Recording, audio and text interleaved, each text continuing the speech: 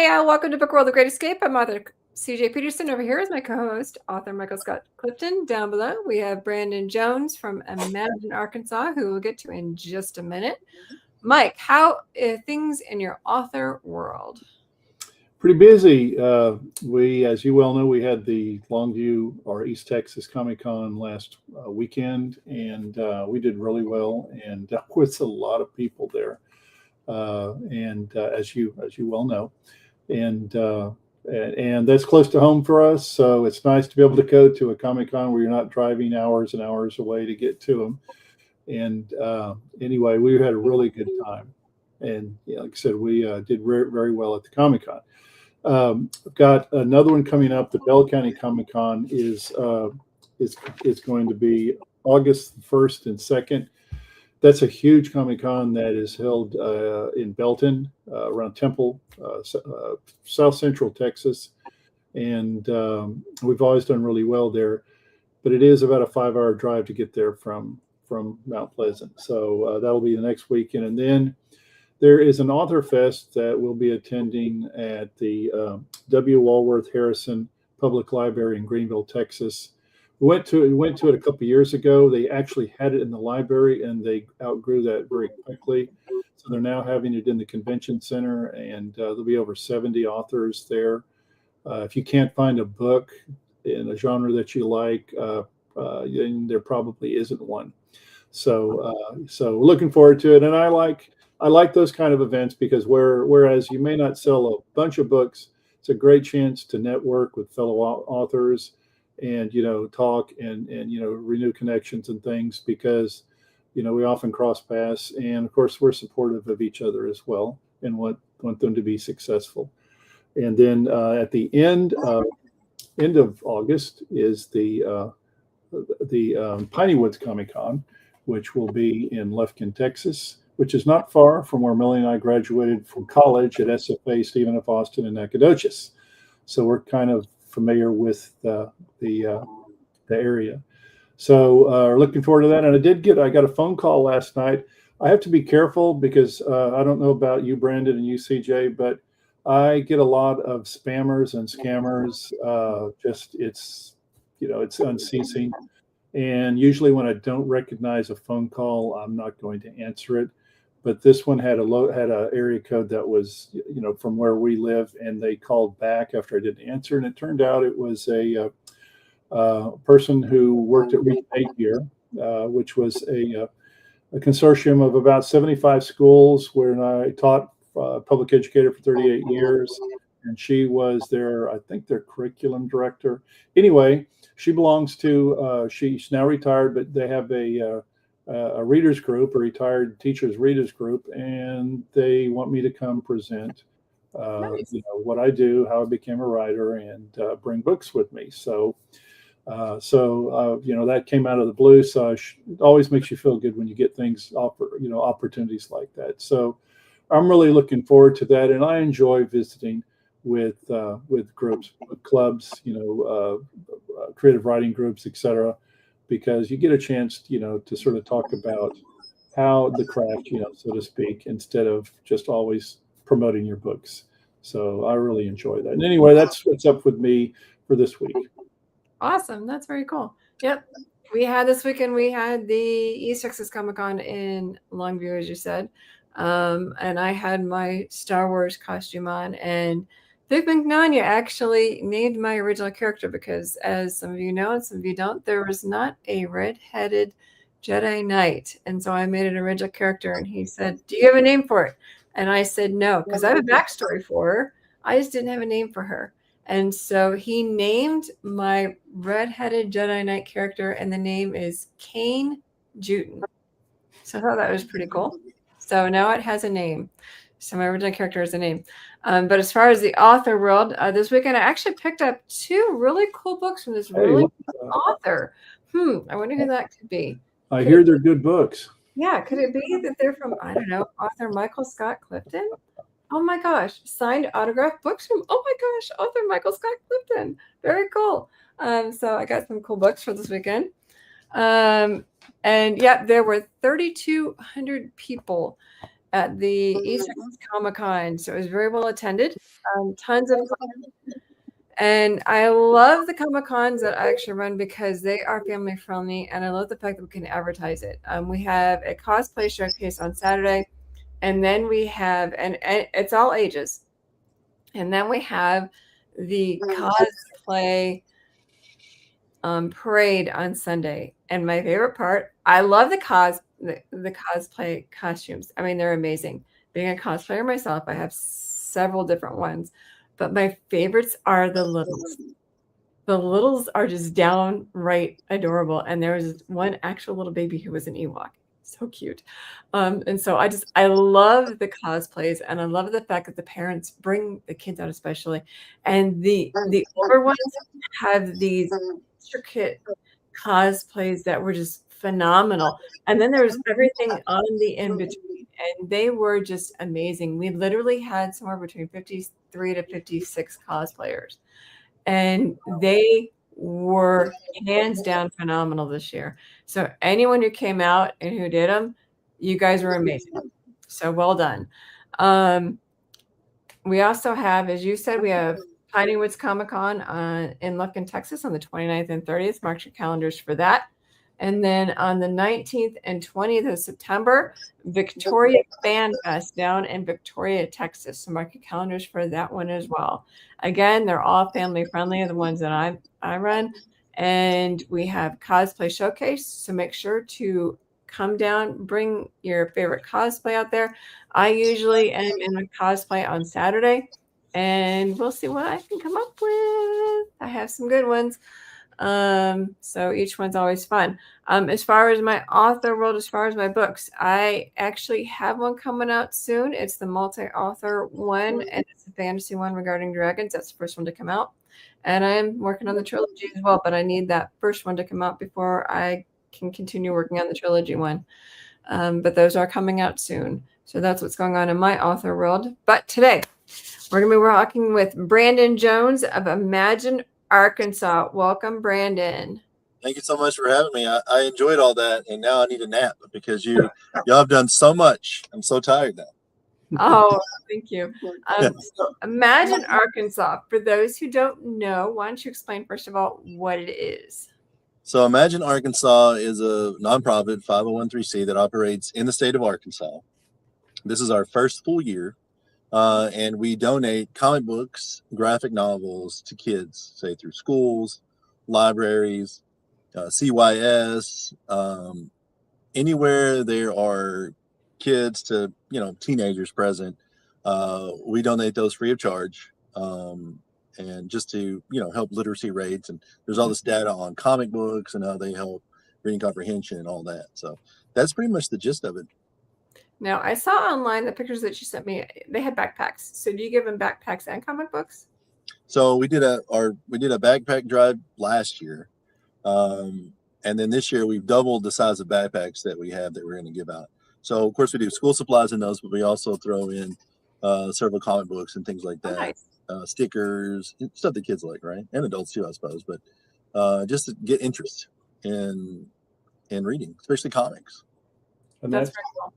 that's as I was a public educator for 38 years, principal for 17, and getting kids to read, particularly boys.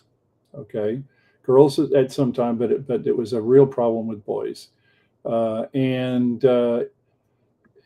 it took me a while, Brandon, to sort of come to grips with graphic novels that we were starting to push, in the library, until I had a conversation with our librarian, and she told me that reading for some of them was something they did not enjoy, and it was a challenge, and that you have to start somewhere.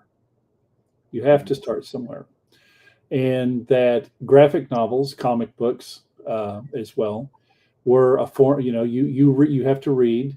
It may not have the same amount of print on the page as say a regular normal book, but the fact is, the whole purpose and effort of pushing graphic novels to reluctant readers was to get them started reading.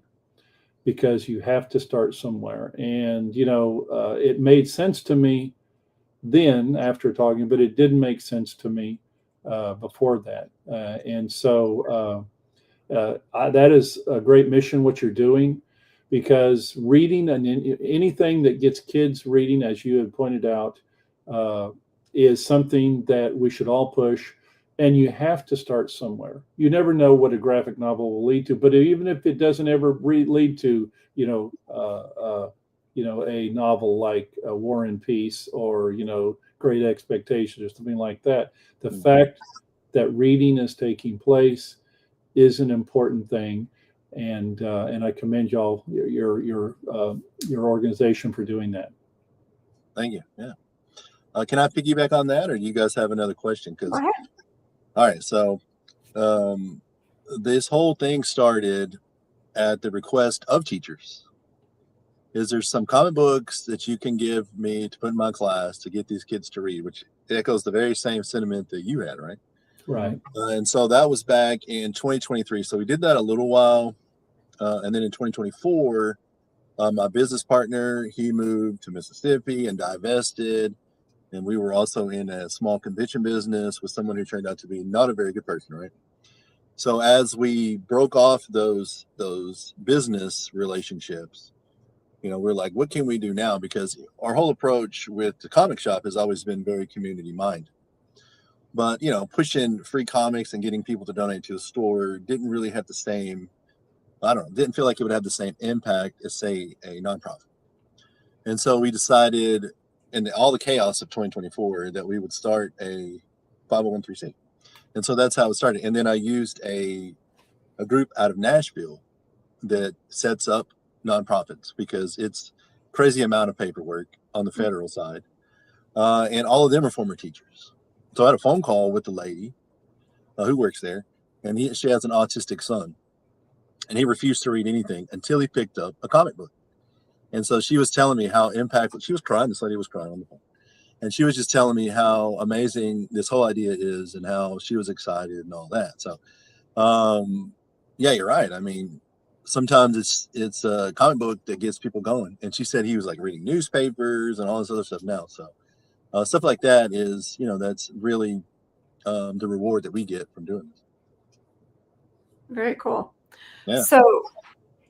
So when you started doing this, how did you get into like the different schools and stuff? Because you said initially the teachers got a hold of you and that's how it started, but how did it start to grow? How were you able to connect to the other different schools? Well, I'm from here, so that helps, right? So I know a lot of people.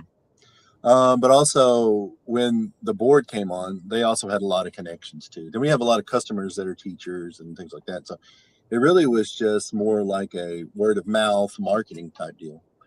Because when we were setting up and we were, it cost, I don't know, several $1,000s to do all this. We fundraised a lot of that money. We invited people to donate for this. So then that's another way they invested in, and they were like, oh, we want to be a part of this too, right? And so it pretty much just spread from there. And it hasn't stopped. So do you do drives to get the comics in and the different backpacks and stuff? So currently we're doing a backpack drive. I say that we buy the backpacks, and then we invite people to donate either money for the supplies or the supplies to fill the books. Now, as far as like comic books and stuff, we can buy those from the distributors, like, through the shop or whatever. Mm-hmm. But 98% of everything we get is all donated. People are more than happy to bring in stacks of books. It's like, here, give these to kids. We also do like a Facebook auction page once a week. So we have like a comic guest in the store. We used to have them every month. Now we don't. But they'll donate a bunch of their books, sign them, so that we can fundraise from those too. So that's also a part of it. Yeah. And that's been since 2023. No. Well, the idea started in 2023, but the nonprofit itself didn't. We didn't get the federal approval until about this time last year. Okay. But we started it at the end of 2024. It's a pretty long, drawn out process. Essentially, the state's like, yes, and then the feds are like, and then you get an email one day and you're like, oh, we're official. So that's how it goes. Yeah, Real glacially slow. slow. Yeah, there was no hurry. Trust me. It just happens. They're like, here you go, and you're like, cool. Wow. So, Wow. yeah. So now you continue to slowly grow and slowly expand, and you can go to like different schools and hopefully continue to expand and continue to grow. So how many schools are you currently in? I knew you were going to ask me that. Here in Northeast Arkansas, at least half a dozen or more. Okay. Our goal is to do. There's a lot of. I don't know if you know this, but there's a lot of poor rural areas in this part of the state, right? And so those are the ones that we target specifically.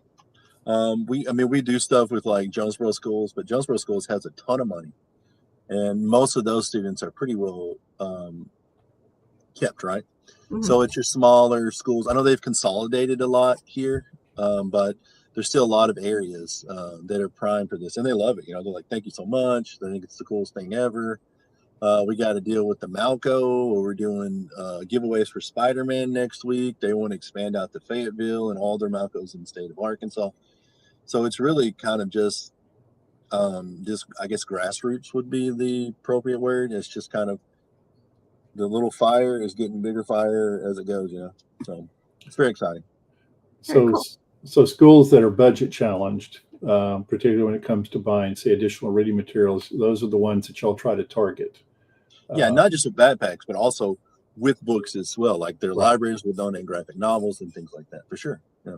Very cool. Yeah. So if somebody wants to donate to this, or if a particular school needs help, how do they get a hold of you?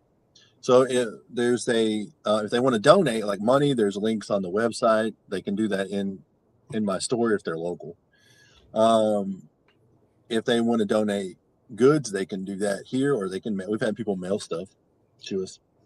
If they want to if they're a school, a doctor's office, we've donated to different counseling services for kids, that kind of thing. Anything like that, on the website, there's a request form. Okay. And they just go in there, they fill it out. It's really easy, who they are, the contact information, and what they're looking for.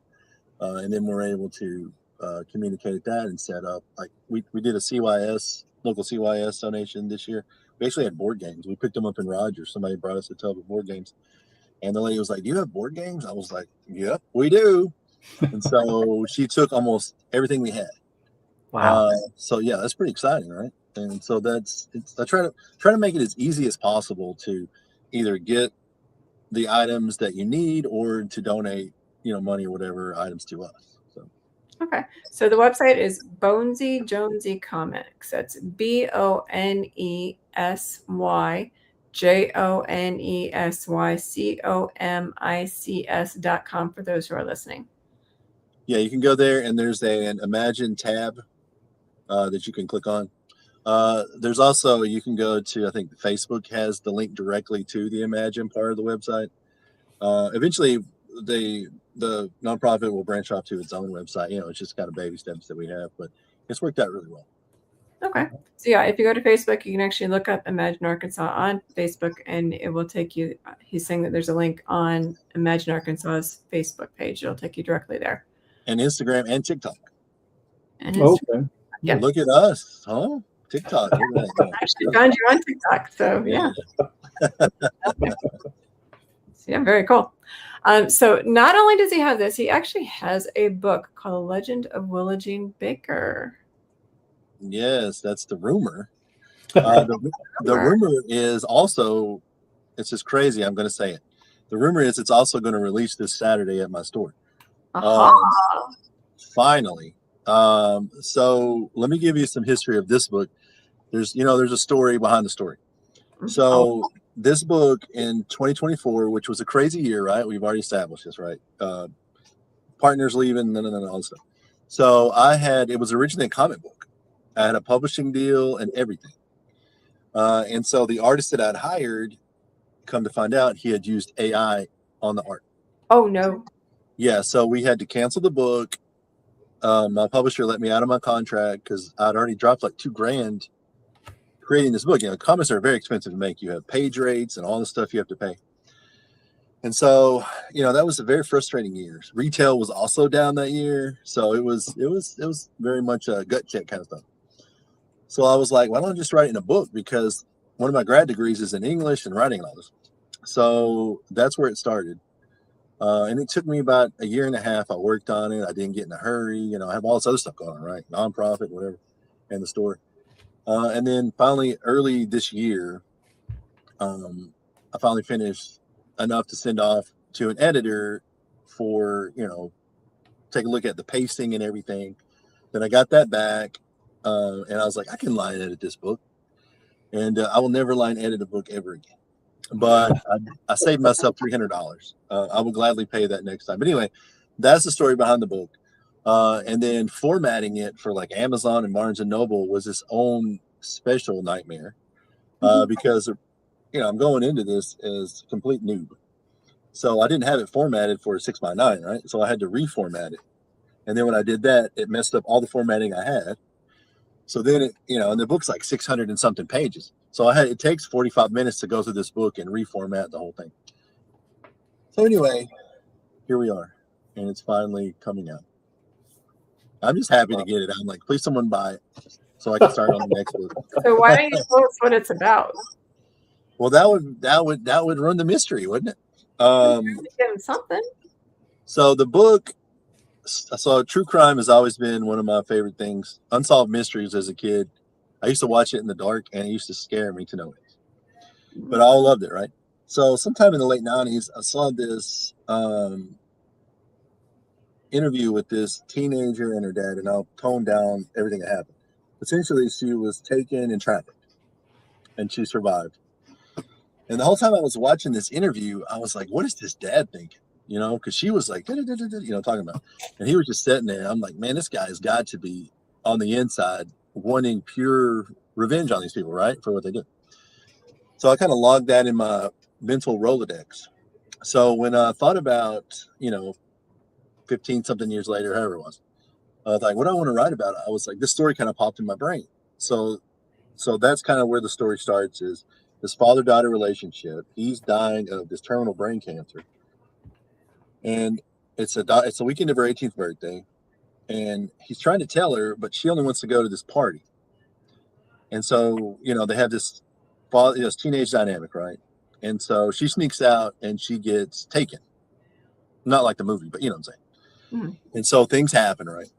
And so, and then through all of this, he develops this ability, psychometry, I guess that's what it's called, to be able to see memories, right? So he sees everything that happens. And through the course of events, he takes on this like vigilante persona called the Night Terror. And then, of course, the whole time that he's dying this whole time, right? And that's where the story kind of started. And then it built from there and it's all based in Northeast Arkansas into like the late 90s. So it went from there to this idea of what if we have like generational trauma? What if we have like these ideas of corruption in the wealthy class and all this in this town? So all that kind of just mounted on top of it. So he gets involved in this turf war between the Southeast Missouri gang that's trying to take over Northeast Arkansas, and they're trying to take over that. It's a crazy story. Wow. That's a lot of levels. That was the G-rated version. That worked. So how long did it take you, Brandon? To actually, well, if I would have done the Stephen King model, I'd have been done in 3 months, right? But it took me about a year and a half. And there was one point where I wasn't writing. Actually, I originally wrote almost half the book in first person, hated it. So then I went back and rewrote it in third person. And so it took me about a year and a half to get everything done. I would suspect the next one won't take that long though. So what would you give, what advice would you give new authors to avoid, or what would you say to do or not do if they're thinking about writing their own first book? Yeah. What did you learn? Yeah. Well, I think it really depends on the route you want to go. If you're going to self-publish, it's completely different. You have a lot more autonomy, right? Because you're not held to these like traditional ideas of book length and all this stuff.